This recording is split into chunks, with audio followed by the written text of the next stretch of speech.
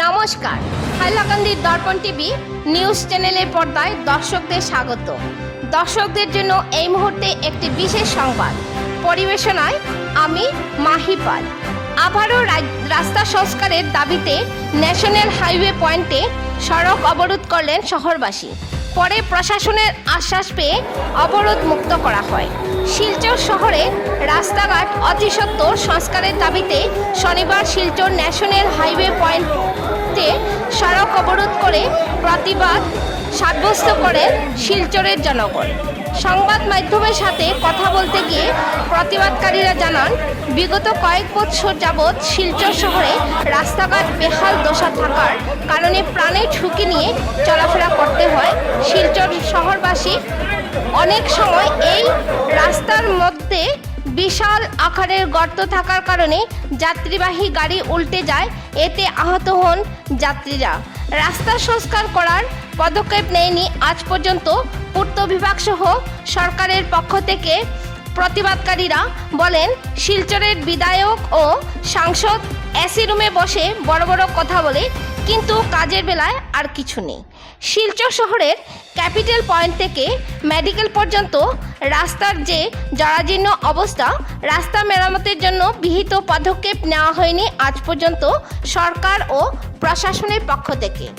এই রাস্তা দিয়ে প্রাণের ঝুঁকি নিয়ে দিন রাত চলাফেরা করতে হয়।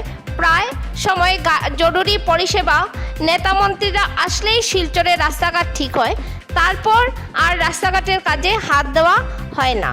সেটার কারণ জানতে চান সরকারের কাছে। এবং শিলচর লিঙ্ক রুট সহ বেশ কিছু এলাকা বিশুদ্ধ পানীয় জল থেকে বঞ্চিত। খবর পেয়ে প্রশাসনের কর্মকর্তারা ঘটনাস্থলে উপস্থিত হয়ে প্রতিবাদকারীদের আশ্বাস দেন, 25 দিনের ভিতরে বেহাল রাস্তার সমস্যা দূর করা হবে। প্রশাসনের আশ্বাস পেয়ে তারা সড়ক অবরোধ প্রত্যাহার করে। সংবাদ মাধ্যমের মধ্য দিয়ে প্রতিবাদকারীরা সরকার ও প্রশাসনের কাছে দাবি রাখেন, অতি সত্বর শহরের বেহাল রাস্তা মেরামত সহ শিলচরের জরাজীর্ণ অবস্থার সমস্যার সমাধান না হয় যদি, তাহলে ফের গণতান্ত্রিকভাবে বৃহত্তর আন্দোলন গড়ে তুলবেন বলে সরকার ও প্রশাসনকে কড়া ভাষায় হুঁশিয়ারি দেন। বিস্তারিত দেখুন হাইলাকান্দি থেকে পাঠানো আমাদের প্রতিনিধি শিবপ্রিয়ার ডায়েসের রিপোর্টের মাধ্যমে। পরবর্তী খবর পেতে চোখ রাখুন হাইলাকান্দি দর্পণ টিভির পর্দায় এবং নিত্য নতুন খবর পেতে চ্যানেলটিকে অবশ্যই একটি লাইক ও ফলো করে দেবেন, যাতে খবর সবার আগে আপনাদের কাছে পৌঁছতে পারে। ধন্যবাদ।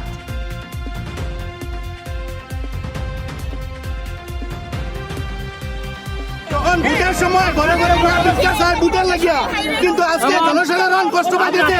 সরকার কই গেল? আজকে আমরা এই রাস্তা ঠিক করতে লাগবো। আজকে এই প্রতিশ্রুতি দিতে লাগবো। আজকে যতক্ষণ পর্যন্ত আমরা প্রতিশ্রুতি পাইতাম না যে উইদিন 2 days, 2 দিনের ভিতরে রাস্তা ঠিক হইতো না, আমরা এই অবরোধ চালিয়ে যাইব। রাস্তা আমরা অবরোধ চাইতাম না। এই রাস্তা ব্লক করছি, পুরা ব্লক করে রাখবো। আজকে রাস্তা